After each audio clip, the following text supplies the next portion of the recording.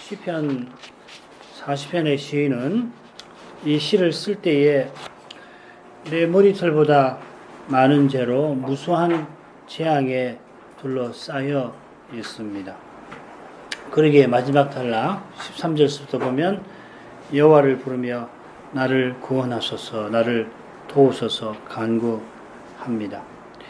똑같은 간구로 시인이 마지막 단락을 마치는데 17절 거기 보면은 하나님을 나의 도움 건지시는 분이시라 부르면서 지체하지 마옵소서 합니다. 마찬가지로 셋째 단락 처음 13절에도 보면 구원하달라고 그러면서 속히 구원해 주옵소서 합니다. 이처럼 절절히 간구하는 시인이 이전에 여호와의 구원을 기다렸다가 마침내 하나님이 시인을 멸망의 웅덩이와 수렁에서 벗어나 반석을 딛고 견고한 걸음을 걷게 하신 일을 기억을 하였던 것입니다. 4절에 나오는 시인의 교훈을 고려한다면 여호와를 의지하는 자는 복이 있다.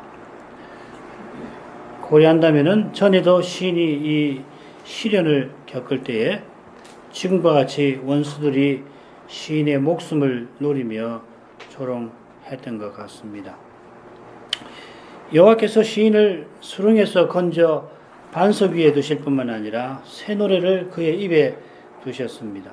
죽어가던 시인이 그러면은 다시는 하나님을 찬송하지 못하게 되는데, 그런데 이 시인이 다시금 하나님을 찬송할 뿐만 아니라 새 노래로 찬송합니다.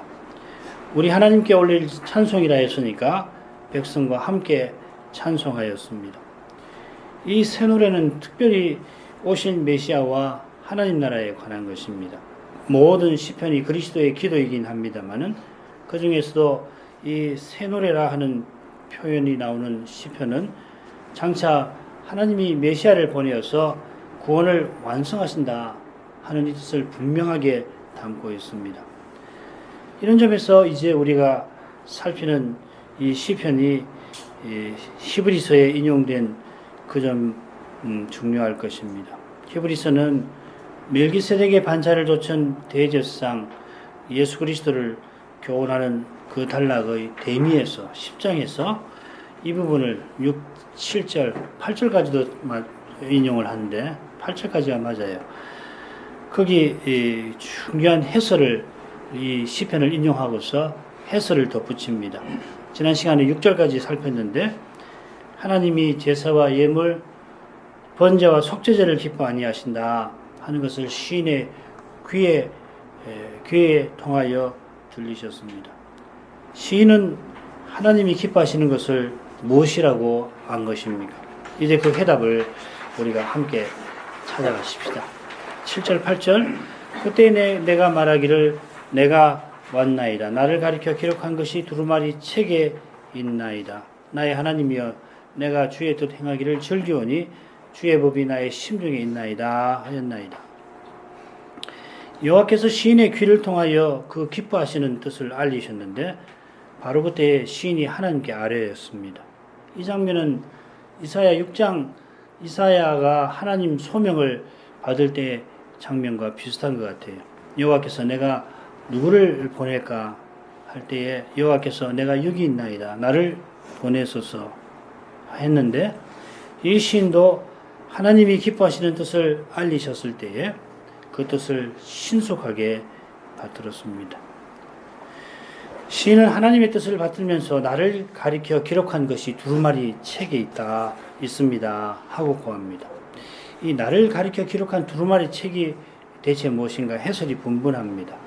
장차 이스라엘 왕을 세울 때에 그 왕이 따라야 할 여호와의 명령을 책에 기록한 그걸 가리킨다 하는 해석도 있고, 더욱 일반적으로는 무릇 언약 백성이라면은 행할 의무와 책임을 기록한 것을 가리킨다. 율법 전체겠죠. 이러면 이런 해석도 있습니다. 그러나 시인은 하나님이 새 노래를 그 입에 두신 분입니다.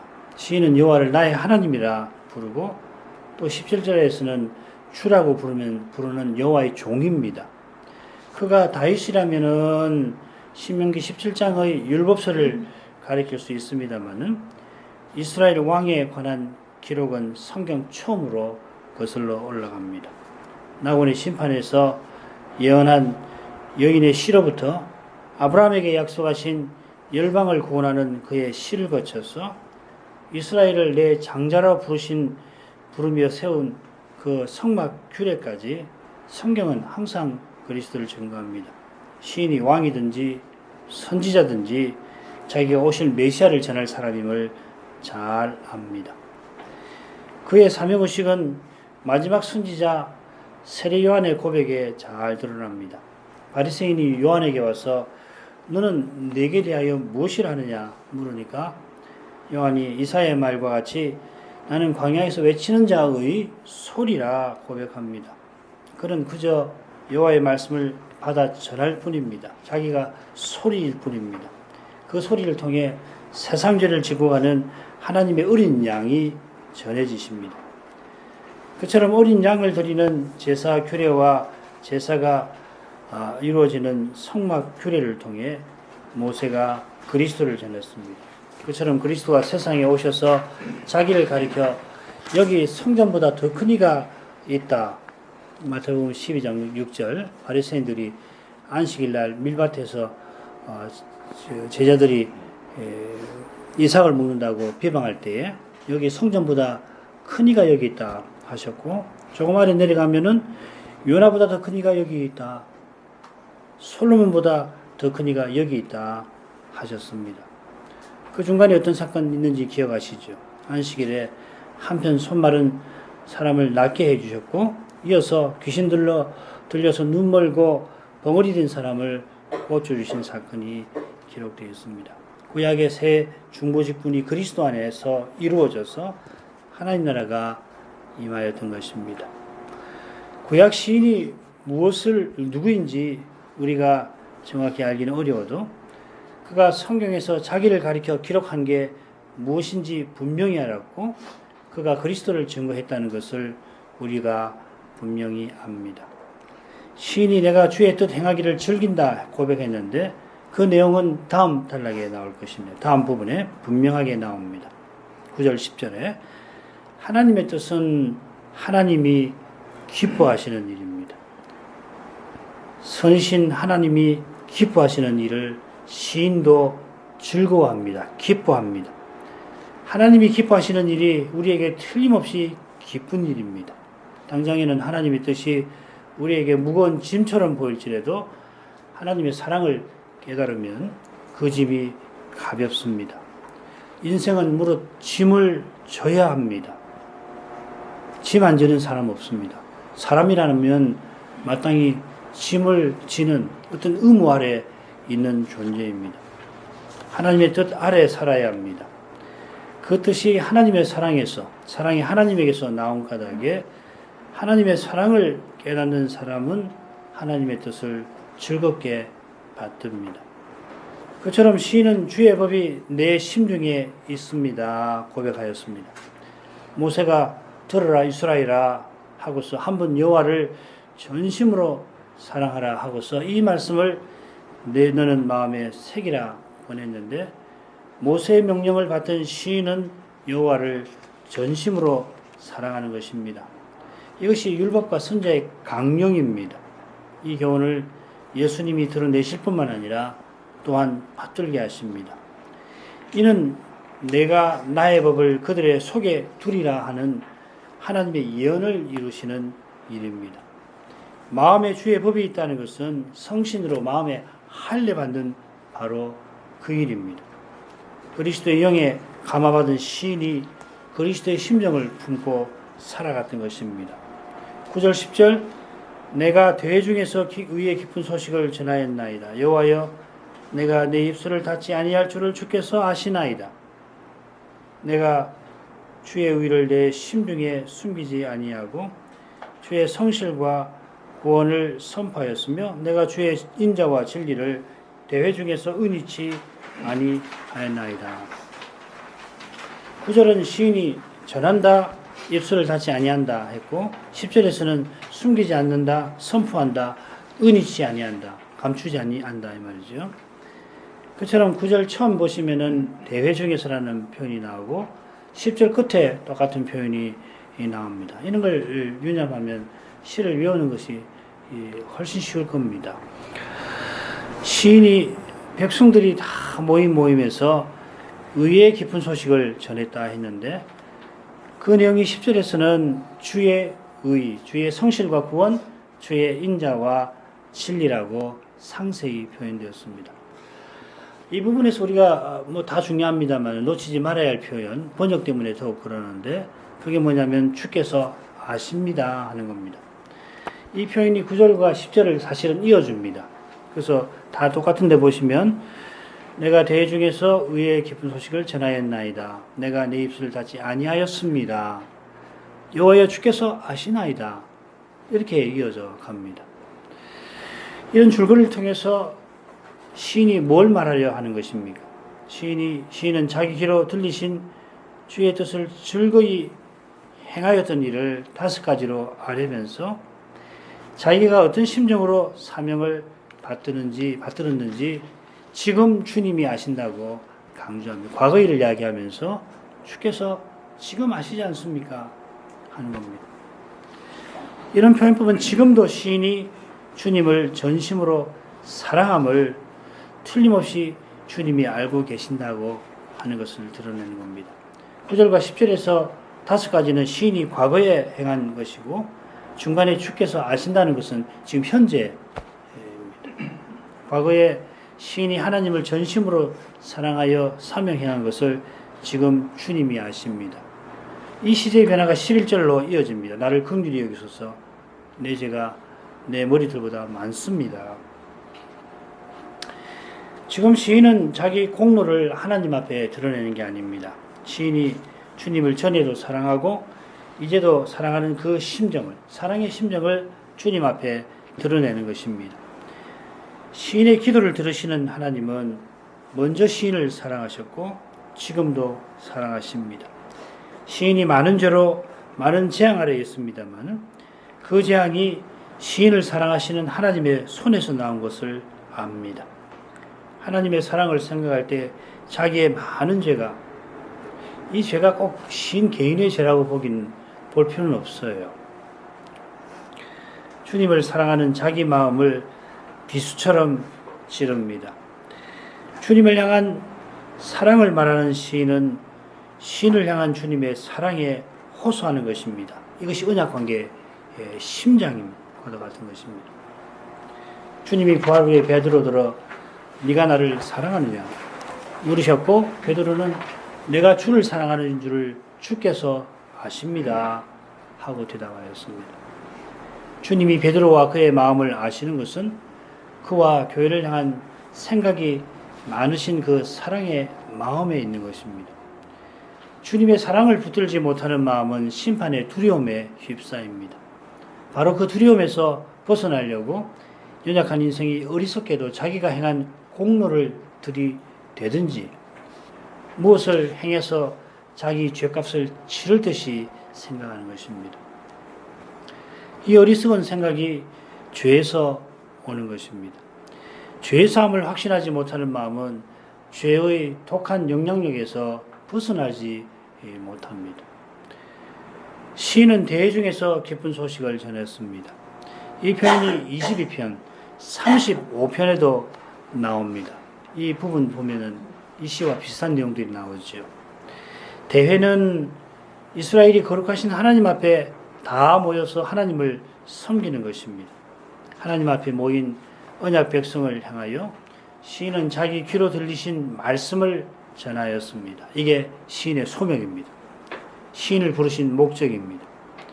시인의 직분은 이스라엘이 하나님을 예배하는 일, 하나님 앞에서 거룩한 사귐을 나누는 것과 붙어 있습니다.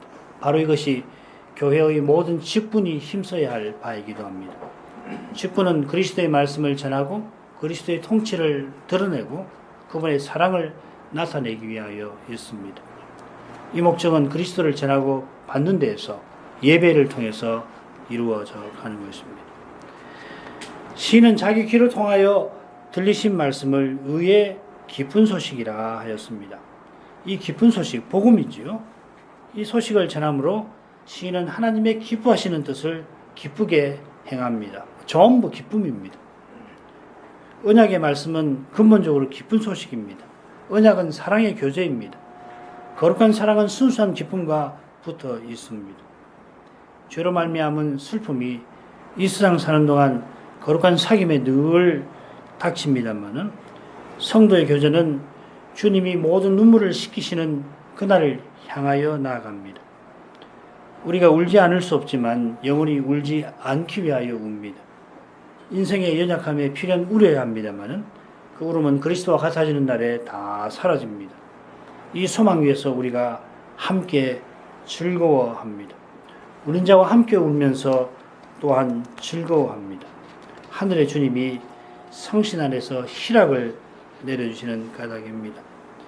바로 이것이 의의 기쁜 소식이 뜻하는 바이기도 합니다. 기쁜 소식을 전한다는 이 표현이 이사야서에 여러 번 나옵니다. 특별히 메시아 오시는 내용을 전할 때 바로 이 표현이 나옵니다. 바사르란 말인데, 이 말씀들이 장차 메시아가 오셔서 영원한 나라를 세우신다는 교훈을 담고 있습니다. 메시아가 영원한 나라를 세우려고 십자가 지시는 그것이 바로 의입니다. 로마서가 바로 그걸 가르칩니다. 17절, 1장 17절. 복음에는 하나님의 의가 나타나서 믿음으로 믿음에 이르게 하나니 기록된 바 오직 의는 믿음으로 말미암아 살리라 함과 같으니라.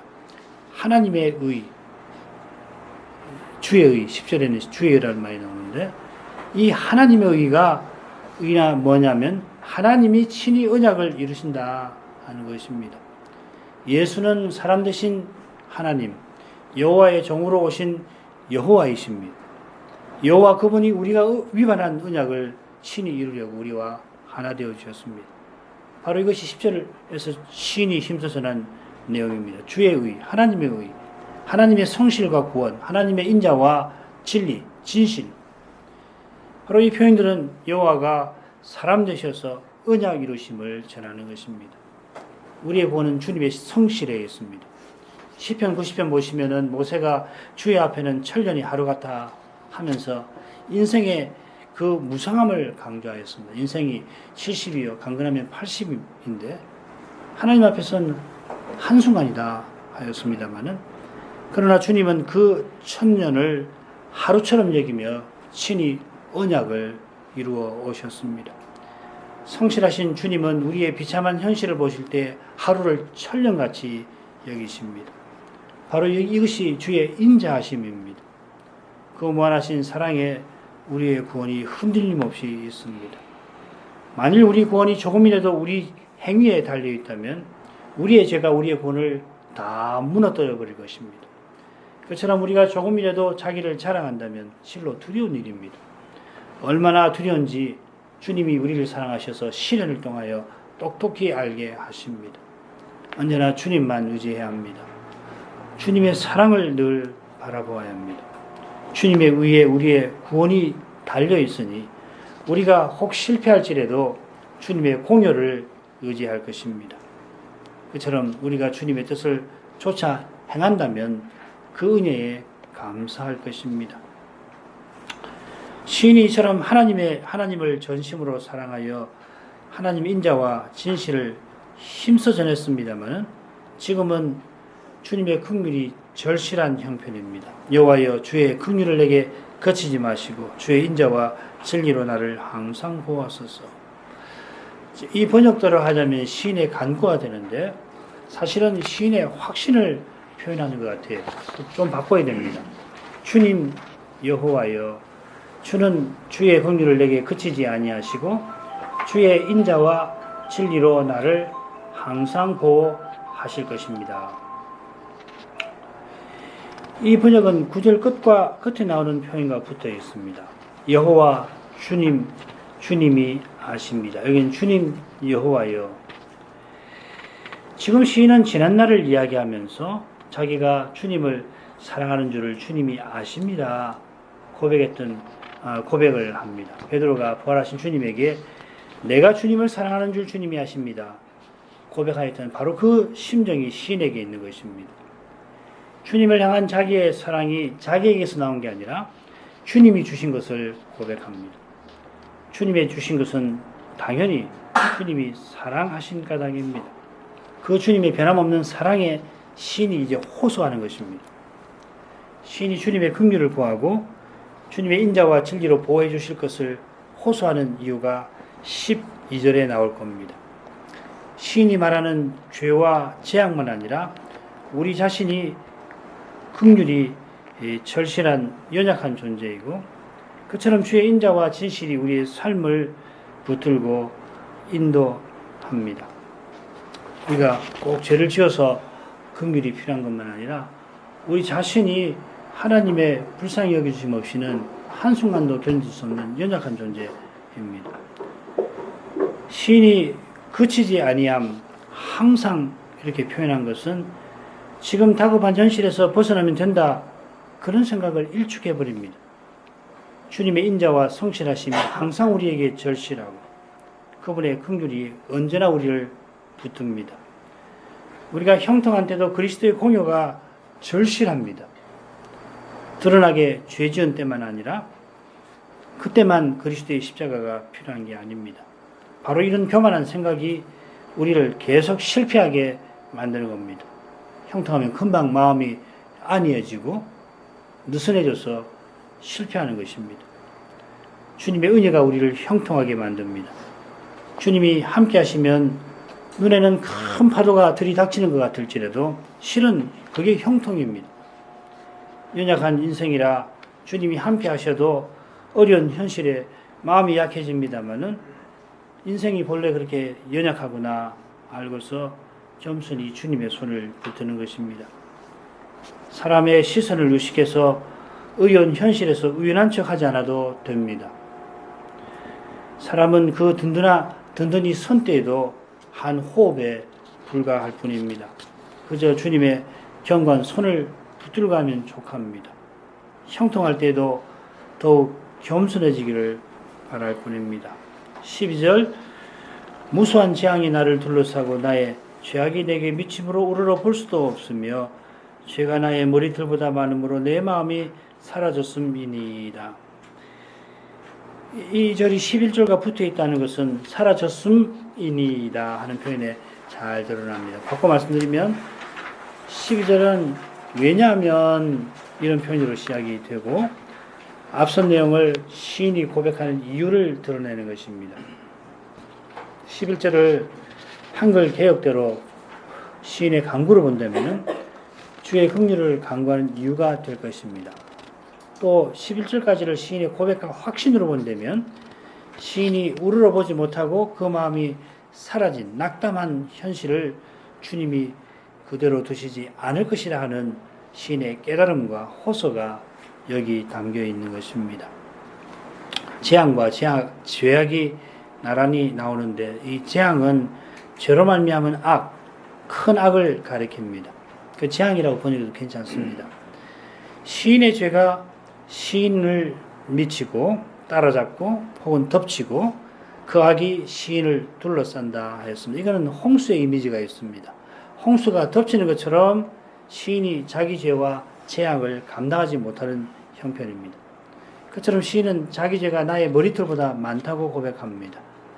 이 표현을 두고 여러 주석가들이 제가 주석을 몇 군데 보니까 다들 어떻게 된 영문인지 과장법이라고 해석합니다만은 이런 해석이야말로 죄를 과소평가하는 거 아닐까 생각해 봤습니다. 하이드베르크 유문답은 우리가 하나님의 모든 계명을 어겼고 단 하나도 순종하지 않았고 게다가 온갖 악을 향하는 성향이 여전히 우리 안에 있다고 고백을 합니다. 온갖 악이라면 대체 얼마나 많은 것일까요? 우리의 발이 닿는 곳마다 우리의 손이 미치는 데마다 무엇보다 우리의 마음이 그 자락을 펼치는 곳마다 거기 우리의 죄가 있습니다. 그 결과 시인은 우러러 볼 수 없습니다. 뭘 볼 수 없다는 것입니까? 그 내용을 알려면은 짝을 이루는 표현 내 마음이 사라졌음이 뭘 뜻하는지 참조해야 됩니다.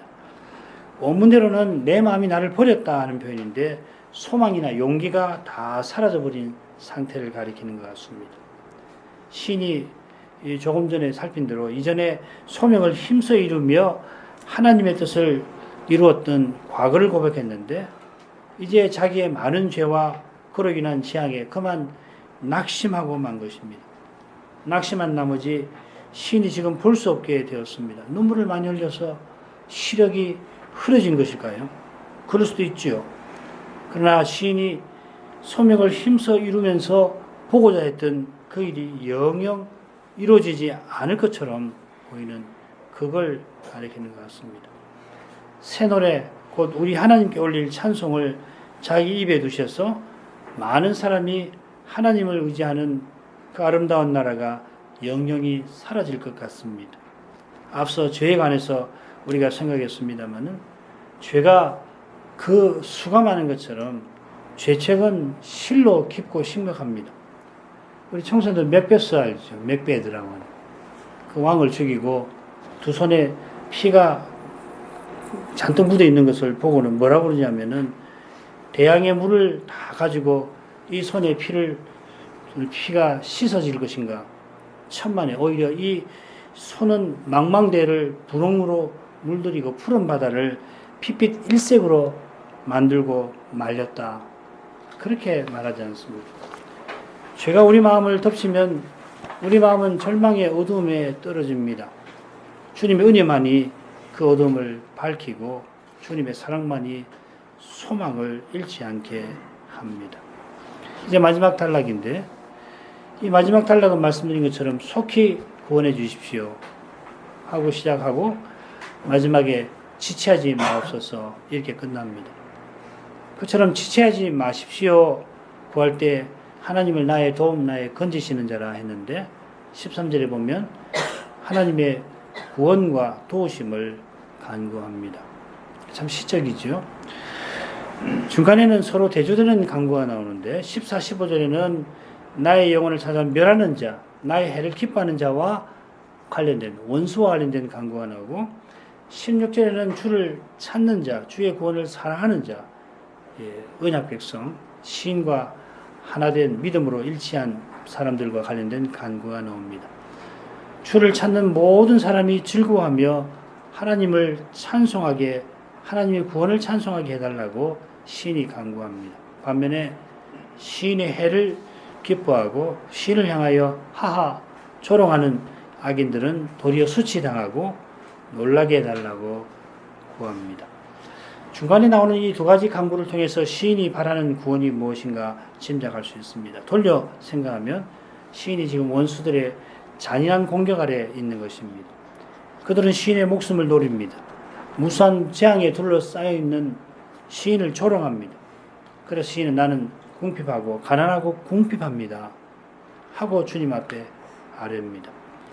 주님이 나를 생각해 주심을 의지합니다. 전에 주님이 행하신 기적이 많고 우리를 향한 주님의 생각이 많았던 그 사실을 기억하고 우리를 향한 주님의 사랑을 의지하는 것입니다.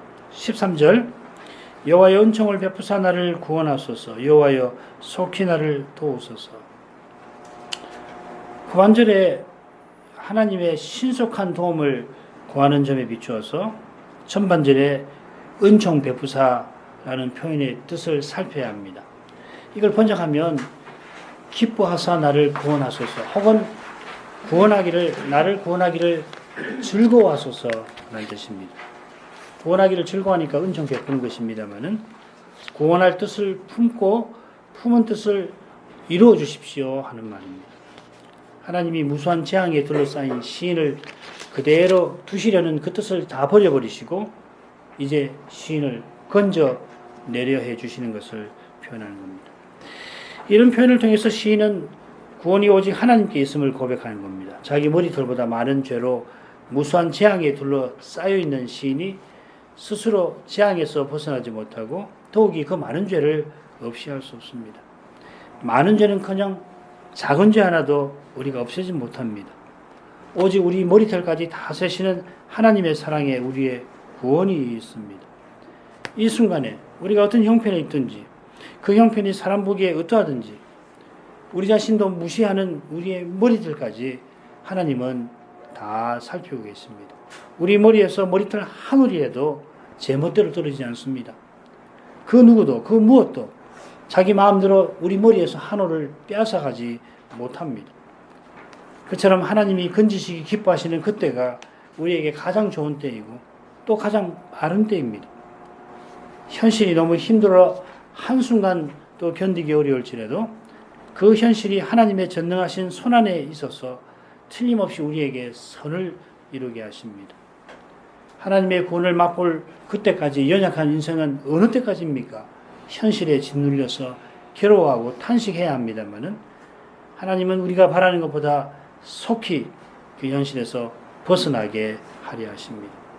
하루를 우리가 괴로워하는 하루를 천년처럼 여기십니다. 그처럼 우리의 죄가 많은데 그 죄를 노하는 일에 있어서 더디하시기가 천년을 하루처럼 여기면서 더디게 노하십니다.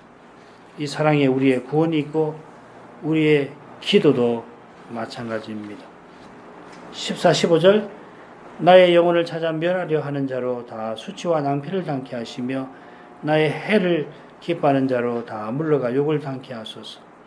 나를 향하여 하하하는 자로 자기 수치를 인하여 놀라게 하소서. 이 하하 히브리 말로는 헤하흐 이렇게 되어 있습니다. 35편에서 우리가 생각을 했습니다. 그게 어떻게 됐냐면 원수들이 하하 하면서 소원 성취하였다 이렇게 되어 있습니다. 그들의 소원이 뭡니까? 원수 시인의 영혼을 찾아 멸하는 거고 시인이 해받는 것입니다. 시인이 망하는 것입니다. 이들은 하나님도 행하기를 기뻐하는 시인에게 해코지해서 그 영혼을 멸하기를 기뻐합니다. 그들은 그저 시인을 헤아려 할 뿐만 아니라 하나님의 뜻을 무너뜨리려 합니다. 그렇게 시인은 35편의 시인과 마찬가지로 그들이 수치, 낭패, 욕당하기를 기도합니다. 요컨대 시인은 자기 원수, 곧 여호와의 원수에게 저주가 임하기를 구합니다. 얼마나 큰 수치가 임하는지를 두 눈으로 보고서 깜짝 놀랄 만큼 되게 해달라고 구합니다. 시인이 저주를 구하는 이유는 분명합니다. 그 이유는 시인의 구원과 붙어 있고 또한 다음 절에 더 분명하게 드러날 것입니다. 16절 무릇 주를 찾는 자는 다 주로 즐거워하고 기뻐하게 하시며 주의 구원을 사랑하는 자는 항상 말하기를 여호와는 광대하시다 하게 하소서. 시인은 참된 기쁨에 관하여 간구합니다. 원수의 악한 기쁨, 그릇된 기쁨은 사라져버리고 대신에 주로 즐거워하고 기뻐하는 일을 시인이 간절히 바랍니다. 그 기쁨은 주를 찾는 자에게 약속되었습니다. 주를 구하는 자는 누구든지 주 안에서 참된 기쁨을 발견합니다. 주님이 우리 영혼의 참된 만족이십니다. 주님 떠나서는 좋은 것 없습니다. 주를 찾는 것이 참된 추구입니다. 주를 떠난 추구는 얻을 수 없는 것을 붙잡아 보려 하는 것입니다. 주를 찾는 자는 곧 주의 구원을 사랑하는 자입니다. 스스로 구원하는 일을 미워합니다. 스스로 무엇을 이루려고 하는 것을 멀리합니다. 아무리 힘들지라도 주님을 바라봅니다.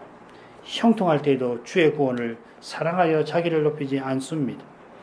자기를 높이지 않고 여호와를 광대하시다, 여호와는 광대하시다, 위대하시다 찬송하는 것입니다. 바로 여기에 참된 찬송이 있습니다. 찬송하면서 자기를 자랑하는 일은 하나님 앞에 가정한 것입니다. 그런데도 이런 일을 범하기가 얼마나 쉽습니까? 그러기에 시인은 항상 찬송하게 하소서 기도합니다. 주님이 구원의 일을 이루셔서 찬송하게 해달라는 간구입니다마는 우리가 자기를 자랑하는 교만에서 벗어나는 이것이야말로 구원이고 하나님의 일입니다. 마지막 절 나는 가난하고 궁핍하오나 주께서는 나를 생각하시오니 주는 나의 도움이시오 건지시는 자시라. 나의 하나님이여 지체하지 마소서.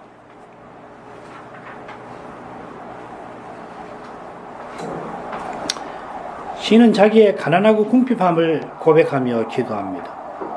이것이 참된 기도의 태도입니다. 시인이 무수한 죄와 무수한 재앙에 둘러싸여 있고 원수들의 악한 조롱에 시달리고 있습니다. 주님의 구원 도우심이 절실합니다. 긍휼이 간절합니다. 그러나 형통한 때에도 주의 인자와 진실이 우리에게 절절합니다. 이것을 잊으면 기도하지 아니합니다.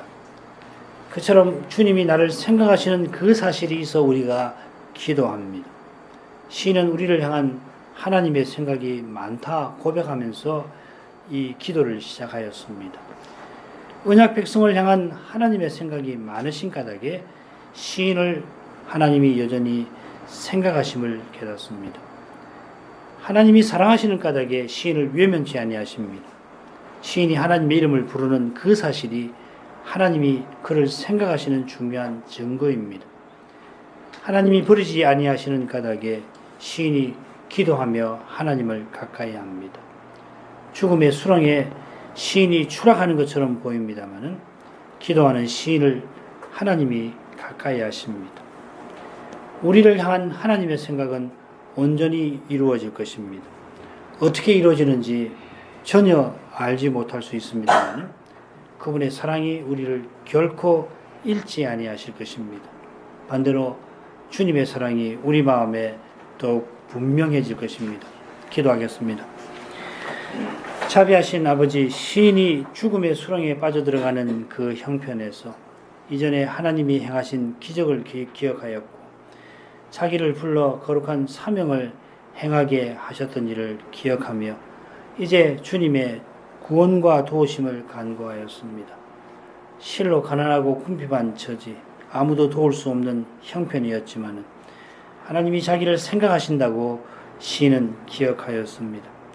하나님의 사랑이 저희를 결코 외면치 아니하십니다. 그 사랑이 죄인인 저희를 구원하십니다. 이제도 저희가 많은 죄가 있을지라도 주님의 무한 긍휼하심을 바라봅니다. 주를 구하는 자는 누구든지 주 안에서 즐거워하게 하실 줄 믿습니다. 죄로 말미암아 슬픔이 끊이지 아니하는 이 해 아래서 하늘의 기쁨을 늘 맛보게 해주시기를 구합니다. 예수님 이름으로 기도합니다. 아멘.